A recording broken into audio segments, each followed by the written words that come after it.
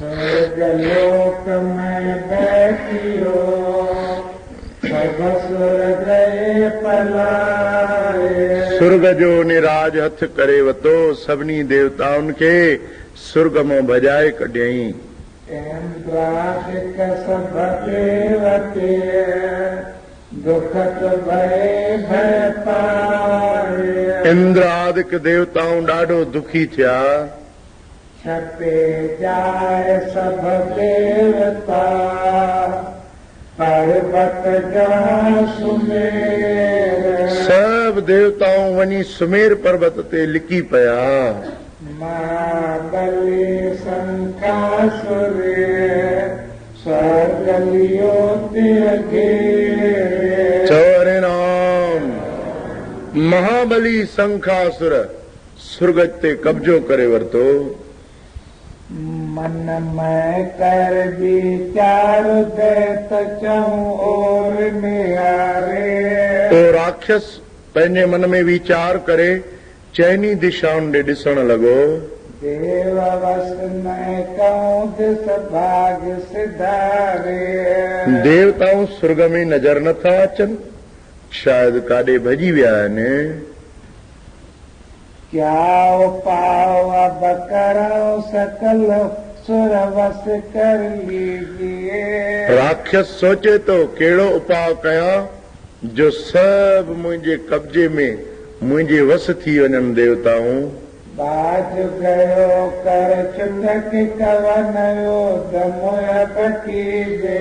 कहिड़ो उदम क्या है देवताऊं तो मुंहिंजे हथ अचनि नथा। उचो दैत संभलिए ने मन में टाट बनाए सब।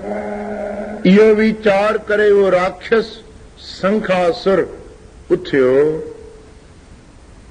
इनके जीवन वैध है तत्काल वल्याओ अब।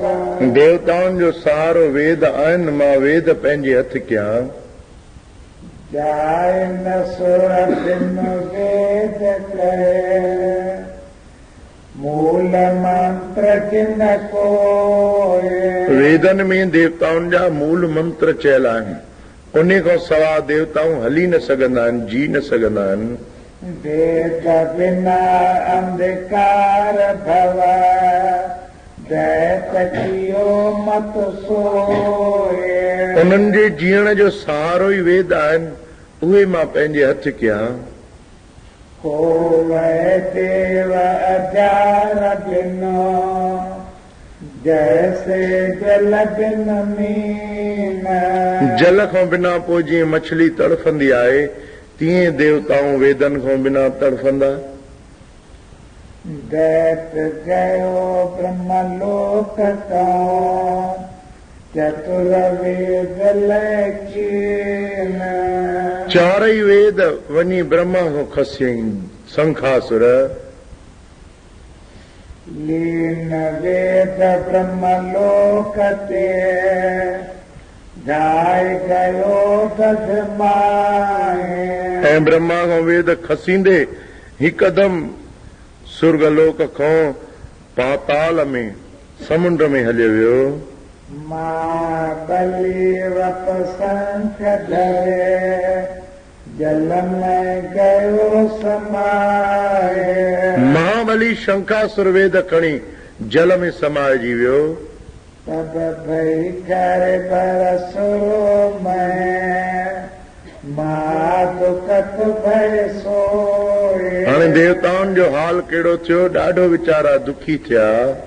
जैसे मंगल दीप बिना कैसे जग में होए। जीअं सुंदर महल बणियल हुजे पर रोशनी न हुजे, अंधेरो हुजे, तीअं उन्हनि जे हृदय में अंधेरो थी पियो।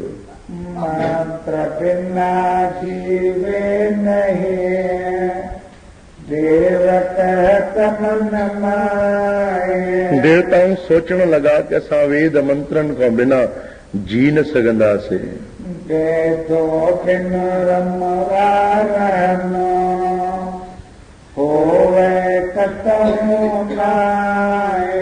वेदन खां बिना असांजो रहण थी नथो सघे। सकल देव मन में पछतावे, अवर शरण किसकी हम जावे। अॼु देवताऊं मन में वीचार करण लॻा त असां कंहिंजी शरण में वञूं। भगवत बिन रक्षक नहीं कोई, सब विधि समरथ जानो सोई। भगवंत खां बिना ॿियो केरु आहे समर्थ, उन खां सवा कोई रक्षक आहे ई कोन। जल कर खीर समुद्र पे आए, सब देवन मिल बिन सुनाए। क्षीर सागर में आया, सब देवताऊं भगवान के उते पुकार करण लगा। सब सुर करी तपस्या ध्यान लगाइया, सब देवताओं ते तपस्या करण लगा, भगवान जो ध्यान लगाने लगा। कार्तिक सुदी एकादशी मनिया पाइया, कार्तिक जा ही ॾींहं हुया, एकादशीअ जो ॾींहुं हुयो। आच पारद तान जल सुवधारियो, देवताउनि 8 पहर यानी रात जा 4 पहर ऐं ॾींहं जा 4 पहर निर्जल विर्त धारियो, जल बि न पीतो। 4 जाम दिन बीते निसा संभारियो, 4 पहर जॾहिं ॾींहं जा तपस्या कंदे गुज़रिया। पैर पैर की आरती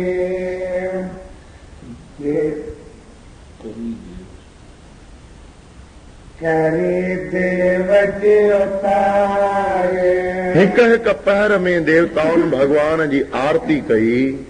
एक नाचे एक गावई, एक पठ मंत्र सुनाए। कुछ देवताऊं भगवान जे कीर्तन में प्रेम में मगन थी नचन पिया, कुछ देवताऊं ॻाइनि पिया, कुछ मंत्र जा उच्चारण पिया कनि। प्रभु की स्तुति देवाओं की तब ताकि भगवत सुन ली। जॾहिं देवताउनि प्रेम सां स्तुति कई, भगवान उन्हनि जी पुकार ॿुधी। चतुर गति जबर जनी रही, तब प्रभु स्तन पीनो सड़ी। 4 घड़ियूं जॾहिं रात बाक़ी रही, अमृत वेलो थियो, हिकदम श्री नारायण भगवान अची देवताउनि खे उन वक़्तु दर्शन ॾिनो। चओ हरे नारायण, हे हरि, ओम राधेश्याम, ओम नमो नारायण। हाथ जोड़े स्तुति सुर करे, बार बार विनती लो करे। हथ जोड़े करे सब देवताऊं भगवान के स्तुति कनि था, वार वार वेनती कनि था। कवन दुख तुम तो भयो, अंतर्यामी अस कर कयो। श्री नारायण भगवान प्रसन्न थी खिली करे देवताउनि खां पुछण लॻो त हे देवताओ, तव्हांखे कहिड़ो कष्ट आहे भाई? देव का तप अंतर जानी, सब कुछ जानो हमारे स्वामी। देवताऊं चवनि था, प्रभु तव्हां अंतर्जामी सभु कुझु ॼाणो था। हे असांजा नाथ, हे प्रभु, तव्हां खां कहिड़ी ॻाल्हि लिखियल आहे? शंकासुर दुष्ट प्रभा, तीन लोक वस कीना। शंकासुर राक्षस पैदा थियो आहे, ॾाढो दुष्ट आहे, 3 लोक पंहिंजे वस करे वरिता अथई। ब्रह्मा तो बहुत दुख दियो, चतुर वेद लक्षीना। जगत पिता ब्रह्मा महाराज खे बि दुखी करे 4 वेद खसे वियो आहे। हर कीन प्रबोध सुता को, तत्काल में मारो ताको। हरि चयो मां तत्काल उन दुष्ट जो नास तो कया। तुम्हारा दुख मैं सकल न सारो, हथ कर सको वेद जारो। हे देवताओं मां उनखे नास करे तव्हांखे वेद आणे थो ॾियां, तव्हांजा दुख मां दूर कंदुसि। कवन पेट को मास है, कहो देव मोह सोए। हाणे भगवान चवे थो मूंखे ॿुधायो अॼु तिथ कहिड़ी आहे, महीनो कहिड़ो आहे? देव एकादशी मास कार्तिक होए। प्रभु एकादशीअ जो ॾींहुं आहे, कार्तिक जो महीनो आहे। शुक्ल पक्ष है प्रभजी मेरे, भय मनोरथ कृपा तेरे। हे प्रभु शुक्ल पक्ष हली रहियो आहे, असांजा मनोरथ तव्हांजी दया तव्हांजी कृपा सां पूर्ण थिया आहिनि। प्रभदेवन को बात सुनाइए, कार्तिक मास एकादशी आए। हे देवताओ मूंखे ॾींहुं मूंखे महीनो इहा तिथ ॾाढी वणे थी। दोनों मतां प्रीतम होइए, सत्य सुनावो तुम कौं सोइए। हे देवताओ मां सच थो चवां, मूंखे अॼोको ॾींहुं ॾाढो वणे थो, ॾाढो सुठो थो लॻे। एकादशी का नाम सुनावो, हर पर बोधनी से बुलावो। ऐं अॼोकी इन 11 जो नालो मां हरि प्रबोधनी एकादशी थो रखां। सतभामा को कृष्ण जी, कहे वचन सतधारे। इहे सच्चा वचन श्री कृष्ण भगवान जे मुख मां निकतल भगवान सतभामा खे ॿुधाए थो। जो कार्तिक मंजन करे, हमारे दर्शन पाए। जेको बि कार्तिक में स्नान कंदो उहो जरूर मुंहिंजो दर्शन पाईंदो। हम श्री शिव ब्रह्मा सहित सर्व देवते तारे। खुद मां ऐं श्री भोलेनाथ ब्रह्मा सहित सभई देवताऊं मिली करे कार्तिक मास पुनीत में समो सकल जल माए। सभु देवताउनि सहित असां जल में निवास कंदा आहियूं। कार्तिक प्रातः नावे कोई, कांतिए पाप सुगल होइए। कार्तिक में अमृत वेले जेको उथी स्नान कंदो उन जा सभु पाप खै थी वेंदा। कार्तिक माय कछु देव दानो, एक एक कालक गुण जानो। ऐं कार्तिक में जेको कुछ भी दान धर्म कंदो उन जा हिक जा लख गुणा उनखे फल मिलंदा। हर पर बोधनी एकादशी, धारे व्रत जो कोई। ऐं हरि प्रबोधनी एकादशीअ जो जेको विर्त धारण कंदो 7 जन्म के पाप सब एक विर्त में क्षय होए। सिर्फ़ हिक ॾींहं जे विर्त रखण सां 7 जन्मनि जा उन जा पाप नाश थी वेंदा। एकादशी में सजागे कोई, हर जन्मा का दर्शन होए। एकादशीअ जे राति जो कोई जागी करे ऐं हरिअ जे मूर्तिअ जो दर्शन थो करे सो जन्म पतलोक तो जागे, जमता पाप दृष्टि नहीं आवे। उहो मुक्ति लोक जो अधिकारी थींदो, जम जो मार्ग कॾहिं न ॾिसंदो। चओ हरे कृष्ण। जल की बूंद करे रपशाते ये पाप कर होवे ताके।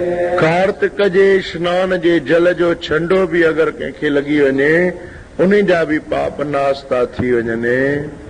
कार्तिक अरे एकादशी मुझको प्रीतम सोए। कार्तिक जो महीनो ऐं कार्तिक महीने जी हरि प्रबोधनी एकादशी ॿई मूंखे ॾाढा प्यारा आहिनि। इनको जो विर्त धारणी मुझको पावे सोए। इहे विर्त धारण करण सां मूंखे पाए सघे थो। सतभामा तो कृष्ण सुनायो कार्तिक एकादशी मन वर पायो। सतभामा खे कृष्ण भॻवान ॿुधायो त कार्तिक जी एकादशीअ ईअं वरदान पातो। यही कथा जो सुने सुनावे आत्मराम मन संकट पावे। अजोकी हीअ कथा जेको ॿुधंदो या ॿुधाईंदो सतगुरु आत्माराम चवनि था कॾहिं संकट कष्ट न पाईंदो। गुरू जी प्यारी मिठड़ी साध संगत थियो गोपाल दामोदर दीन दयाल दुख भंजन पूर्ण कृपा गोपाल दामोदर दीन दयाल दुख भंजन पूर्ण कृपा सिमर सिमर नाम बारंबार नानक जी का यह आधार। प्रभुअ जे नाम जो जिन खे आधार आहे, प्रभुअ जे नाम जी जिन खे ओट आहे, उन जा हिन संसार में कुल ई कार्ज रास अथव। उन खे कॾहिं जीव खे चिंता करण जी त ज़रूरत ई न आहे। जिन साईं जी ओट वरिती आहे, जिन खे साईं यादि आहे, उहे सदाई आबाद। जंहिंखे नानक शाह जी ओट, तंहिंखे लॻंदी न काई चोट। जिन प्रभुअ जो आधार वरितो आहे, जिन सतगुरुअ जो आधार वरितो आहे, जिन उन हरि नाम जी ओट वरिती आहे, उनखे कॾहिं काई बि कमी संसार में ईंदी न। इहे सभु ॻाल्हियूं अजायूं आहिनि कि गुरुअ जो गुरमुख सेवक कॾहिं कोई दुख पाए। जिसके सिर ऊपर तो स्वामी सो दुख कैसा पावे। जंहिंजे सिर ते सतगुरुअ जे महर जो हथ, उहो कॾहिं दुखी थी सघंदो। चंचल मन तोखे दुखी थो करे। सतगुरु सदाई तोसां गॾु आहे, प्रभु सदाई तोसां अंग संग आहे। उन दातार जी सदा तो ते कृपा आहे, तॾहिं त श्वास हलनि था। उन जी कृपा आहे तॾहिं त हथ पेर हलनि था। उन जी कृपा आहे तॾहिं त सत्संग नसीब थो थिए। उन जी कृपा खां सवाइ कीअं नसीब थिए। अॼोकी न अमृतमयी मिठी कार्तिक जी कथा में जेके बि गुरमुख वॾभागी सत्संगी प्रभुअ जा प्यारा अची शामिल थिया आहिनि, उहे अॼु खां वठी सोचियो कि सभु चिंताऊं छॾे ॾियणियूं, सभु कुझु उन साईं ते ई रखिणो आहे। पंहिंजे सिर ते कोई बार रखिणो ई न आहे। जीअं उहो हलाए, जीअं प्रभु राखे, तीअं ई रहे। गुरु प्रसाद नानक सच कहे। गुरु साहिब सुखमनी में चवनि था त असां तव्हांखे सच था ॿुधायूं। जीअं प्रभु रखे तीअं ई रहो, जीअं उहो मालिक रखे। अॼोकी अमृतमयी कथा में अचो त उहो नाम जो रस पियऊं। सतगुरनि जी मिठड़ी कथा, हरिय जी कथा, सब ते उत्तम हर की कथा। नाम सुनत दर्द दुख लथा। सतभामा खे पाण श्री कृष्ण भगवान तो ॿुधाए ऐं नारद महात्मा राजा पृथ्वीअ खे तो ॿुधाए। चओ जय श्री कृष्ण। भला भगवान खे मच्छ रूप धारण जी कहिड़ी जरूरत हुई। भगवान पंहिंजे नारायण रूप में वञी सुदर्शन चक्र सां दैतन खे मारे सघे पियो, परंतु प्रभु हर जीव जा रूप धारे ऐं संसार खे ॾेखारिया। इन करे कि हर रूप में, हर घट में मां ई आहियां। सभे घट राम बोले, राम बिना को बोले रे। हर घट जे अंदर उहो ई प्रभु बोली रहियो आहे। चओ हरे राम, वाहिगुरु वाहिगुरु वाहिगुरु। अपने सेवक की सर पर राखे, अपने दास को दे वडियाई, अपने सेवक को नाम जपाई। जॾहिं बि तव्हां प्रभुअ खे अरदास कंदो, प्रभु जरूर अची परदो ढकींदो आहे। जाते भी कोई पुकारे, प्रभु उते अची पंहिंजे सेवकनि जी लज रखंदो आहे। हे प्रभु तव्हां असांजी बि लज रखो। देवताऊं ईअं पुकारनि था, हा करण जी देर आहे। असां जीव जेके आहियूं पुकार करण बि नथा चाहियूं, असां भॻवान खे पुकारण बि नथा चाहियूं, असां भॻवान जी उस्तति बि नथा कयूं, प्रभुअ खे ईअं यादि बि नथा कयूं। असां बसि चऊं था कि असांजा ईअं ई कम थी वञनि, बिना सॾ कए, बिना रोए। त माउ बि बालक खे खीर न पीआरींदी आहे। जॾहिं उहो रोअंदो आहे तॾहिं हुनजो ध्यानु वेंदो आहे कि हाणे हिनखे खीर पीआरे। असां चाहियूं था कि भॻवान असां बिना चए ऐं असांखे अची कष्ट कटे, दुख हरे। ऐं कयूं बि छा था, दुख में ई था रोऊं। प्रभुअ जी यादि बि सिर्फ़ दुख में थी अचे। त संत कबीर साहिब चवनि था त दुख में सिमरन सभु करे, सुख में करे न कोई। जो सुख में सिमरन करे तो दुख काहे को हो। जे तूं सुख में ई साईंअ खे संभाले, जे सुख में ई प्रभुअ खे यादि करे त तोखे दुख त अची न सघंदो। दुख खे त मजाल ई न आहे तोखे अचे।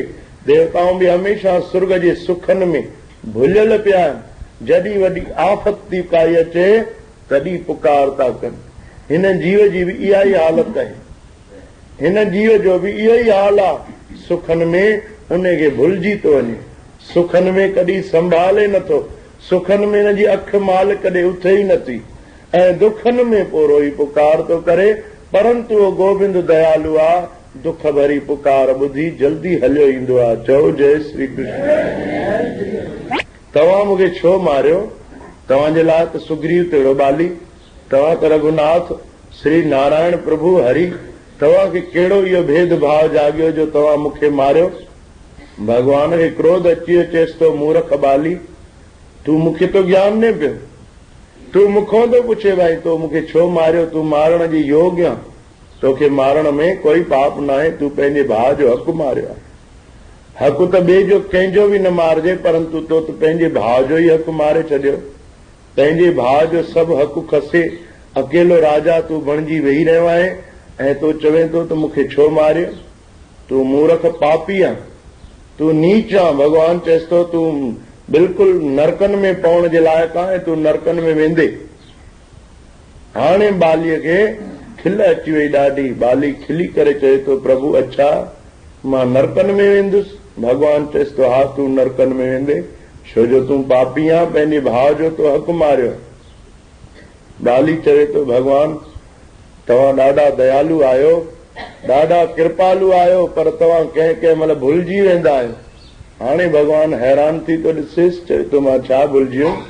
चई तव्हां वॾी में वॾी ॻाल्हि भुलिजी था वञो। तव्हां मूंखे हथनि सां मारियो आहे ऐं अंत समय मूंखे तव्हांजो दर्शन थो थिए पियो अखियुनि सां, तव्हांखे ॾिसंदे ॾिसंदे मरां थो पियो, अञा बि मां पापी आहियां छा?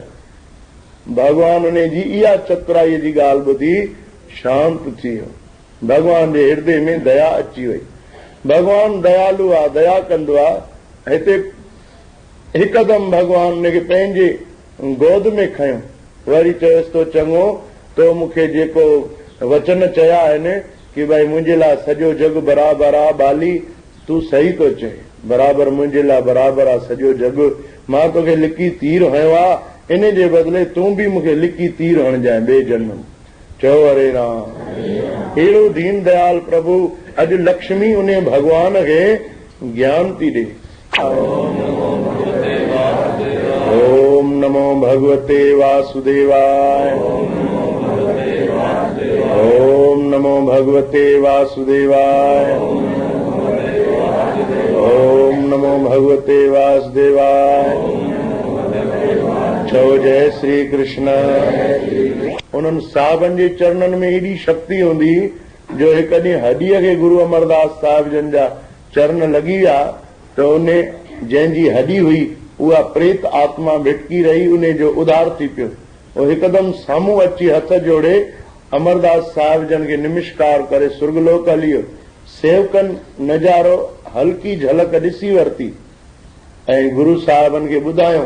गुरु अंगद देव महाराज चयो त गुरु अमरदास साहिब जन जे पीर में एॾी वॾी शक्ति आहे। जॾहिं गुरु साहिब गुर गादीअ ते विराजमान थिया गोविंदवाल में, कोई बि अगरि गुज़ारे वेंदो त गुरु अमरदास साहिब जन जे दर ते खणी ईंदा, अची करे चवंदा सतगुरु कृपा कयो, हुनखे चरण लॻायो, उहो मुर्दो जीअरो थी वेंदो। साहिब बि दया जा सागर हुया, चरण लॻाईंदा जीअरो थी वेंदो। पोइ हिकु माता जो बालक गुज़ारे वियो। माण्हुनि त उते रोअण बि छॾे ॾिनो, रोअंदा बि न, कोई गुज़ारे वञे त हिकदमि गुरु अमरदास साहिब जन ॾे खणी वेंदा। पर उहा माता जेका हुई जारो जार पई रोए, ॾाढो पई रोए। गुरु अमरदास साहिब आराम पिया कनि। अमृत वेलो बस थियो, साहिब उथिया ऐं रोअण जी आवाज़ ॿुधो। सेवकनि खे मोकिलियऊं, भाई केरु थो रोए? चयूं सतगुरु हिकु माता बालक गोद में खणी आई आहे, ॿार गुज़ारे वियो अथसि, जारो जार थी रोए, चुप करे ई नथी। असां चयोसींसि बि भई चुप कर, गुरु साहिब पाण ई दया कंदा, उथंदा, तूं छो थी निंड फिटाए, छो थी हिन अमृत वेले रोए? गुरु अमरदास साहिब जन खे ॾाढो मन में अफ़सोस थियो, भई हे छा। उन ॾींहुं ॿाहिरि निकिता, अमृत वेले उन बालक खे चरण लॻाए करे उथारियो। बालक उथी वियो। साहिबनि काल खे सॾु कयो। काल हथ जोड़े अची हाज़ुर थियो। काल खे चयो तूं ठीकु नथो करे। काल छा थो कयां मां सतगुरु? मूंखे त तव्हांजी आज्ञा आहे, तव्हां ई हरि रूप आहियो, नारायण रूप आहियो, मां त तव्हांजी ई आज्ञा सां हली रहियो आहियां। चई असांजी हाणे आज्ञा ते गोविंदवाल में कॾहिं न अचिजांइ। जेसि ताईं गुरु अमरदास साहिब गोविंदवाल में हुया तेसि ताईं कोई उते गुज़ारे न वियो। एॾी सतगुरनि जे नंगरीअ ते कृपा, पंहिंजे नंगरीअ ते इहा कृपा कयूं कि जेसि ताईं गुरु अमरदास साहिब गोविंदवाल साहिब में गुर गादीअ ते विराजमान हुया तेसि ताईं गोविंदवाल में कंहिंजी बि मृत्यु न थी। हाणे हिते धर्म जी पालना करण जे करे जलंधर जे राज में सभु सुख थिया, अकाल मृत्यु न पई थिए। धन तेरो दरबार निरंजन, धन तेरो दरबार। चवनि था जहां तनक न न्याय विचा, प्रभु वाह जो तुंहिंजी अॼु लीला आहे, जो तोखे चवंदा आहिनि न्यायकारी। हे तुंहिंजो न्याय आहे भॻवान, हे तुंहिंजो कहिड़ो न्याय आहे प्रभु। तनक न न्याय विचार। संत जन कॾहिं कॾहिं भॻवान खे ॾोरापा बि ॾींदा, प्रेम में भरिजी चवंसि था हे प्रभु तूं न्याय थो करे, राक्षस राज था कनि ऐं देवताऊं गुलामी था कनि। पतिव्रता को नहीं सूती साड़ी, पतिव्रता खे सूती साड़ी नथी मिले ऐं वेश्या ओढ़े शाल दुशाला। हे प्रभु इहा तुंहिंजी लीला आहे, इहो तुंहिंजो कौतक आहे। संत जन साधु जन प्रभुअ जा प्यारा फ़क़ीर बणिजी फिरनि ऐं दुष्ट जननि खे तो राजाई सौंपी आहे, दुष्ट जननि खे तो शाहूकार बणाए छॾियो आहे। इहो तुंहिंजो न्याय आहे। इहा वाणी संत जन, संत कबीर साहिब जी बाणी आहे। कंहिं कंहिं महिल भॻवान खे संत ॾोरापा बि ॾींदा आहिनि ऐं भॻवान उहे बि उन्हनि जा सहंदो आहे। अॼु भॻवान खे देवताऊं कंहिं कंहिं महिल मिलंदा हुया अकेले में त दुखी थी वीचारा चवंदा प्रभु तव्हांजी अजब लीला आहे, अजब खेल आहे, हे छा तव्हां लीला बणाई आहे प्रभु। त भॻवान खे बि उन्हनि जा ॾोरापा ॿुधी दुख थींदो हुयो। चओ हरे राम, असांजो मन कथा में लॻी वञे ऐं हिननि कननि खे प्यास हुजे। अञा कथा कीर्तन हरि अति घना, सुख सहज विश्राम। साहिब चवनि था जॾहिं तूं कथा घणी में घणी ॿुधंदे तोखे सुख मिलंदो ऐं सहज ई तोखे आराम मिलंदो। ऐं हरिअ जी कथा त वैकुंठ जे सुखनि खां बि वधीक आहे। प्रभुअ जी कथा ऐं सत्संग खे संत जननि वैकुंठ खां बि वधीक महत्व ॾिनो आहे। त हीअ कथा ॿुधण सां सुख मिलंदो, सहज ई आराम मिलंदो, काई तकलीफ़ न थींदी, कष्ट न थींदो। असां जेको हिते वेठा आहियूं इहा ई कलयुग में वॾी तपस्या आहे। चओ जय श्री कृष्ण। लॻा उहो महल सॼो ॾेखारे, हिकु हिकु कमरो महल जो ॾेखारे। गुरु पुछेसि त भाई राजा सॼो महल ॾिठोसीं, चई न साईं हे बि ॾिसो, अञा कोठे ते बि हलो, छित बि ॾिसो, हे मुंहिंजा स्नान जा घर बि ॾिसो। हाणे संत जन वीचारा चरण घुमायो, साईं हलो हलो चरण घुमायो। जाॾे काॾे वठी वियो, सॼो महल ॾेखारे, पुछे थो, चाहे थो मन में राजा कि मां संत खां पुछां कि कीअं आहे मुंहिंजो महल, कीअं ठहियो आहे। परंतु संत जन बि ॾाढा सियाणा थींदा आहिनि, उन्हनि बि मुख सां कुझु न चएसि भाई सुठो अथई या छा अथई, चुप करे वठी पियो हले त पोयों पोयों वञनिसि पिया, हल भाई ॾेखार। साईं हे ॾिसो असांजा स्नान घर ठहिया आहिनि, जाते ही कुंड ठहिया आहिनि, हिन में अतुर फुलेल विझी असां स्नान कंदासीं।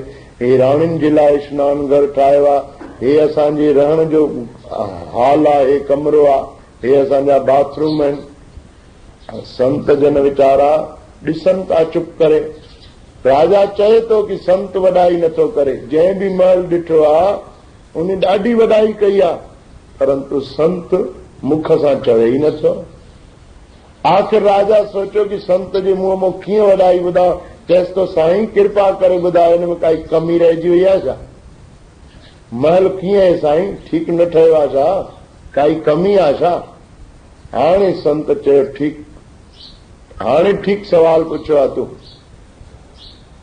संत बि सोचे पियो कि मां हिनखे कीअं चवां, परंतु हाणे तो सवाल ठीकु पुछियो आहे। कमी त ॾाढी वॾी रहिजी वई आहे राजा। साईं कमी रहिजी वई आहे, जंहिं बि ॾिठो आहे वाइड़ो थी वियो आहे। महल ॿाहिरों ई ॾिसंदा आहिनि त सॼो दरवाजे खां वठी चावठ खां वठी मार्बल लॻल आहे, संगमरमर लॻल आहे, ऐं जंहिं बि ॾिठो आहे उहो हैरान थी करे तारीफ़ कंदो आहे कि तव्हां इहे कारीगर काॾों आंदा, काॾों सुठो सुंदर महल बणायो, ऐं तव्हां चओ था कमी रहिजी वई आहे, ॿुधायो कहिड़ी कमी रहिजी वई आहे। चई राजा तो हिनखे छाजे लाइ महल ठारायो आहे? चई मां ख़ासि पंहिंजे रहण लाइ राणियुनि सां गॾु, कि मां सिर्फ़ हिते रहां, इन करे शहर खां दूर शांत वातावरण में नदीअ जे किनारे महल बणारायो आहे। चई पोइ वॾी में वॾी ग़लती इहा कई अथई कि हिनखे दरवाजो हणायो अथई। साईं दरवाजे खां बिना वरी महल कीअं ठहंदो? चई दरवाजो हणायो अथई त हिकु ॾींहुं कढी वेंदे 4 ॼणा।